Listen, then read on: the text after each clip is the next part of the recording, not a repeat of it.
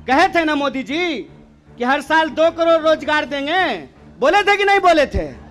अरे बोलिए ना, आप कांग्रेस के कार्यकर्ता हैं, भाजपा के थोड़ी हैं कि डर जाएंगे, बोलिए। बोले थे ना, बोले थे ना कि महंगाई कम होगी, बोले थे ना खाते में 15 लाख रुपया आएगा, बोले थे ना अच्छा दिन आएगा।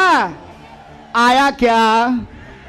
मोदी जी के स्टाइल में पूछूं क्या, आया क्या?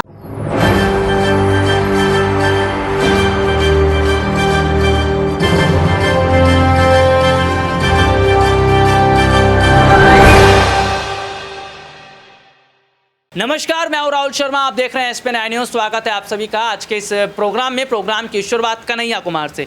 कांग्रेस पार्टी के युवा नेता कन्हैया कुमार जो लगातार मोदी सरकार से सवाल कर रहे हैं, सवाल जवाब हो भी रहा है। और जिस तरीके की तस्वीर को मैं इस वक्त देख रहा हूं ना, वो ये है कि सीधे सीधे तौर पर क्या कन्हैया कुमार के सवाल से मोदी सरकार डर गई है।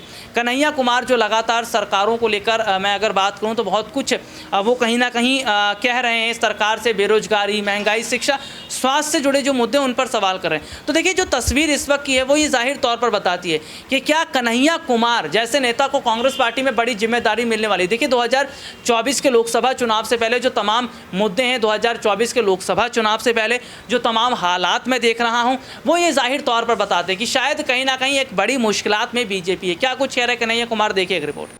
कहे थे ना मोदी जी कि हर साल 2 करोड़ रोजगार देंगे, बोले थे कि नहीं बोले थे? अरे बोलिए ना, आप कांग्रेस के कार्यकर्ता हैं, भाजपा के थोड़ी हैं कि डर जाएंगे, बोलिए। बोले थे ना, बोले थे ना कि महंगाई कम होगी, बोले थे ना खाते में 15 लाख रुपया आएगा, बोले थे ना अच्छा दिन आएगा। आया क्या?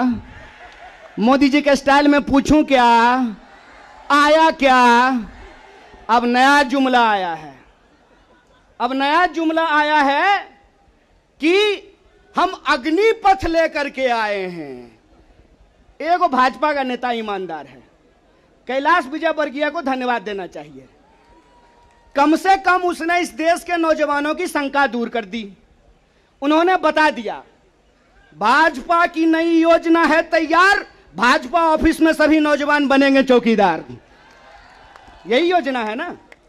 लेकिन मैं कहता हूं, विजयवर्गीय जी, आपका बेटा बल्ला बहुत बढ़िया चलाता है, अफसर पे बैठ चला रहा था, उसको बीजेपी ऑफिस में क्यों नहीं सिक्योरिटी गार्ड बना देते हैं? मंत्री का बेटा बनेगा सेक्रेटरी, मंत्री का बेटा बनेगा बीसीसीआई का सेक्रेटरी, और किसान मजदूर का बेटा बनेगा भाजपा ऑफिस में सिक्योरिटी गार्ड। हाय रे हिपोक्रेसी! इसी को हिपोक्रेसी कहते हैं ना। और बेईमानी किसको कहते हैं? देश की जनता को लगा कि जब मोदी जी बोल रहे हैं तो सच ही बोलेंगे। मोदी जी की हर बात को मान लिया देश के लोगों ने। मोदी जी ने कहा दीपक जलाओ तो देश ने दीपक जलाया। मोदी जी ने कहा बत्ती बुझाओ तो देश ने बत्ती बुझाया। मोदी जी ने कहा थाली बजाओ तो देश ने थाली बजाया। सब कुछ किया इस देश ने। लेकिन देश अब तक इंतजार कर रहा है कि मोदी जी जो हमको कहे थे उसमें से एक भी चीज पूरा नहीं किए हैं।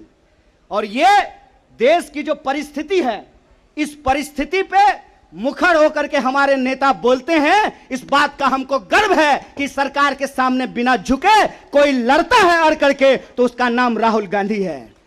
उसको डराना चाहते हैं, उसको डराना चाहते हैं, उसको झुकाना चाहते हैं। अरे आप कहते हैं मोदी जी मैं भी चौकीदार, मोदी जी के समर्थन में लोग कहते हैं मैं भी चौकीदार। ये चौकीदार नहीं हैं, ये देश के ठेकेदार हैं। और ये देश के ठेकेदार कैसे हैं? क्योंकि इस देश के लोगों का, उनके भविष्य को ये ठेके पे कर देना चाहते हैं। ये जो अग्निपथ योजना है, इसकी मोटी मोटी बात आप समझ लीजिए। मैं बड़े ध्यान से सारा प्रेस कॉन्फ्रेंस सुन रहा हूं। प्रेस कॉन्फ्रेंस में सरकार जिलेबी की तरह गोल गोल कर रही है, हर चीज को सब कुछ बोल रही है, सब फायदा गिना रही है। हो सकता है कि कोई भाजपा का मंत्री यह भी आकर के कह दे कि अग्निपथ योजना में शामिल होने के बाद आपका बाल नहीं गिरेगा।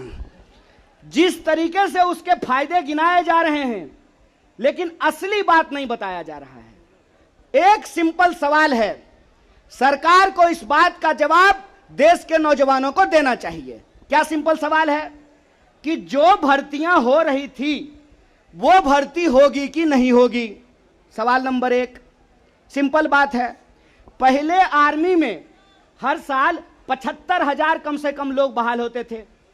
बाद में बीजेपी ने इसको घटा करके 50,000 कर दिया और पिछले 2 साल में, अब तीसरा साल है, 50,000 लोगों को की भी भर्ती नहीं की गई।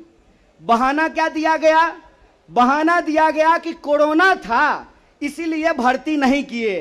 हाय मोदी जी, कोरोना था तो चुनाव लड़ लिए, बंगाल में जाकर के दीदी ओ दीदी कर लिए, सब जगह चुनाव हो गया, उत्तर प्रदेश का चुनाव हो गया, बुलडोजर बाबा आ गए, लेकिन आर्मी की भर्ती नहीं हुई। यह बेईमानी है कि नहीं है? रोजगार देने में कोरोना है और चुनाव लड़ने में कोरोना नहीं है।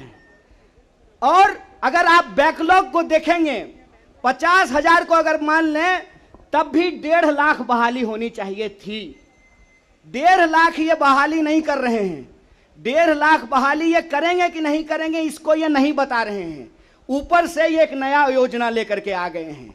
तो एक ना छोटा सा कहानी हमको याद आ रहा है। बच्चा बहुत जोर जोर से रो रहा था, कहा मम्मी दूध पिला दो, दूध पिला दो। मम्मी उसको उठा करके अलमीरा पे बिठा दी। बच्चा मम्मी को यह नहीं कहता है कि मम्मी दूध पिला दो, बच्चा चिल्ला चिल्ला करके कह रहा है कि मम्मी अलमीरा से नीचे उतार दो, नीचे उतार दो। लोग मांग रहे थे हर साल 2 करोड़ नौकरी, इन्होंने हर साल 2 करोड़ नौकरी नहीं दी, ऊपर से एक नया योजना लेकर के आ गए हैं। पूरा का पूरा भाजपा के तंत्र को उसमें लगा दिए हैं कि आप बताइए कि अग्निपथ के क्या फायदे हैं। अरे सिंपल सी बात है, बिहार में कहावत है, नहाया हुआ शरीर और खाया हुआ शरीर नहीं छुपता है। जो चीज अच्छी होती है उसका फायदा बताने का जरूरत नहीं होता है। जो चीज में कोई खराबी होती है उसका खराबी छुपा करके, आपके घर पे कोई सामान बेचने के लिए आता होगा तो उस सामान का सब कुछ अच्छा अच्छा ही बताता होगा। आप ट्रेन में जब जाते होंगे, बस में जाते होंगे, तो जब जूसर बेचने वाला आता है तो एक संतरा से आपको 1 गिलास जूस निकाल करके दिखाता है, और वही जूसर जब आप घर पे लेकर के जाइएगा तो आधा गिलास जूस भी आपको आपके घर में नहीं निकलेगा। ये जो बेचने की मानसिकता होती है, इस बेचने की मानसिकता के खिलाफ हैं। ये सत्याग्रह 2 लोगों के बीच में है। जावेद अख्तर ने लिखा है, इस एक हमारी एक और उनकी मुल्क में है आवाजें 2 आवाज है। एक वो आवाज है जो इस देश को बेचना चाहता है, वो देश के सरकार में बैठे हुए हैं। एक वो आवाज है जो देश को बचाना चाहता है, वो सड़कों पे खड़ा है, वो जंतर मंतर पे बैठा हुआ है, वो सत्याग्रह कर रहा है। और ये सत्याग्रह हम इसलिए कर रहे हैं कि सरकार के झूठ को हम समझ रहे हैं। झूठ क्या है इनका? झूठ है कि ये लोग परमानेंट बहाली को बंद करने जा रहे हैं। परमानेंट बहालियां नहीं होगी। अगर ये परमानेंट बहाली करना चाहते हैं तो सिर्फ सेंट्रल गवर्नमेंट में 28। ये रिपोर्ट आपने देखी जिसमें विस्तार से हमने अपने दर्शकों को दिखाया। अब ये जनता तय करे कि क्या 2024 के चुनाव से पहले मोदी जी सत्ता हासिल कर पाएंगे या नहीं, और या फिर कन्हैया कुमार के सवाल का जवाब मिल पाएगा या नहीं। आज के लिए इतना ही, आपसे फिर दोबारा मुलाकात होगी, तब तक के लिए इजाज़त दीजिए, नमस्कार।